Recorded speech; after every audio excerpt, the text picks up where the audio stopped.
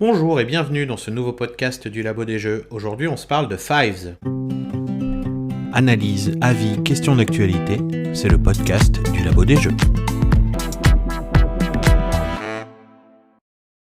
Alors Fives, sous son ancien nom The Green Fivura, est un jeu de pli, parce qu'on adore ça, de monsieur Shinzawa, qui nous fait des jeux de pli très froids et très sérieux, et ici un peu moins, vous allez voir. On est sur du must-follow classique, on est sur un atout fixe. Alors dans la version Fives, qui est éditée par CMYK, qui est un éditeur américain, on a une boîte couleur magenta, un espèce de rose qui flash, et la couleur d'atout est la couleur argent. On aura le temps de revenir sur toute la partie graphique un peu plus tard, vous allez voir, c'est particulier. Toujours est-il qu'on a un atout fixe, que les cartes vont de 1 à 13, et ce, dans 3 couleurs, et de 1 à 4 et de 6 à 13 dans la couleur magenta, la 4e couleur. Et c'est un jeu qui est prévu pour 3 ou 4 joueurs, il fonctionne parfaitement dans les deux configurations. Le but c'est de faire du pli, de gagner les plis, on est sur du must-follow classique. La carte la plus élevée de la couleur demandée gagne le pli. Si vous n'avez pas la couleur demandée, vous jouez ce que vous voulez. Si vous avez joué de l'atout,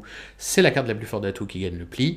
Et la carte avec laquelle vous gagnez, c'est des points. Et donc vous la placez par-dessus le reste, devant vous, pour qu'on sache à combien de points vous êtes rendu à tout moment. Parce qu'ici, il ne faut pas aller trop haut. Si vous arrivez à 25, félicitations, c'est plus que parfait. Mais si vous dépassez 25, terminez, ça explose et vous ne marquerez pas de points. De plus, vous en donnerez même aux autres joueurs. Donc, il faut faire attention à toutes vos grosses cartes. Et comment faire si on n'a que des grosses cartes? Vous allez voir, il y a un twist très intéressant. C'est que le dos de toutes les cartes du jeu, c'est la carte qui manque dans ce que je vous ai dit plus haut, c'est le 5 magenta. Et c'est grâce à lui que vous allez réussir à vous sauver le cul tout simplement.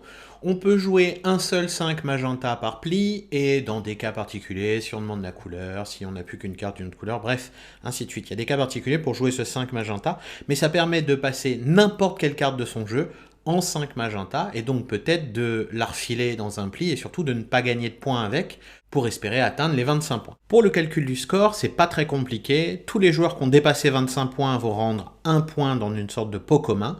Le joueur qui est le plus proche de 25 ou à 25 piles ramasse ses points du pot commun et en plus il en gagne. Et après, tous les joueurs qui sont en dessous de lui, selon leur rapprochement avec 25, vont gagner plus ou moins de points de victoire. 4 manches à jouer et hop, la partie est terminée. Vous avez le plus de points de victoire. Félicitations, vous avez gagné. Donc, avec ce Fives, on a un jeu assez simple, avec un joli twist, le fait de jouer les cartes pour leur verso, ce fameux 5 magenta, qui permet de se débarrasser de certaines cartes et de ne pas exploser.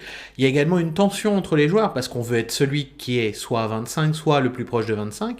Il y a une deuxième détente qui est je veux que les autres dépassent 25 pour qu'ils me donnent des points de victoire, parce qu'avec ça on peut retourner une partie. Un joueur qui est parti loin devant à la première manche parce qu'il a fait 25 piles et que deux autres ont dépassé, par exemple il a plein de points, et si à la deuxième lui dépasse et que moi je fais 25 piles, je commence déjà à fortement le rattraper. C'est un jeu donc qui est sérieux, mais le fait d'embêter les autres le rend également moins froid que les jeux habituels de Monsieur Shinzawa.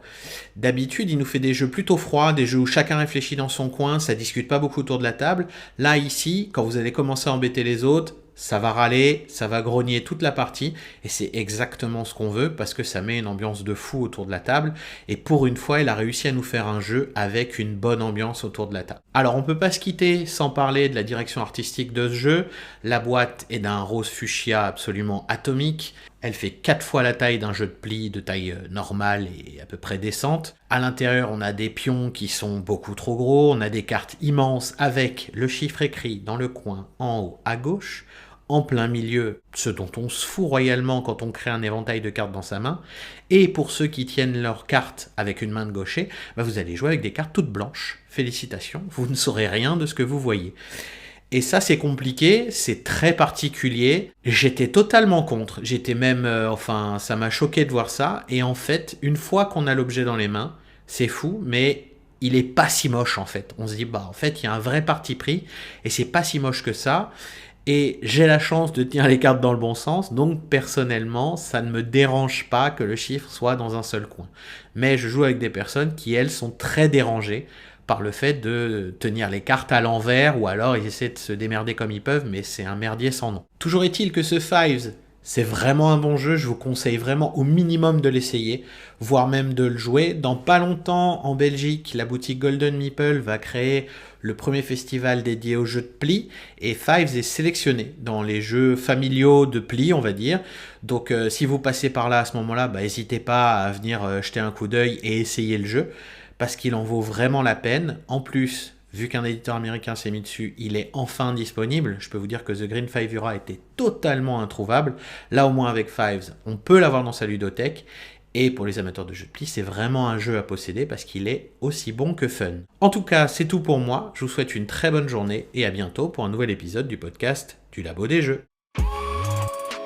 Vous pouvez également nous soutenir grâce à notre Ko-fi, dont on vous met le lien en description. Merci.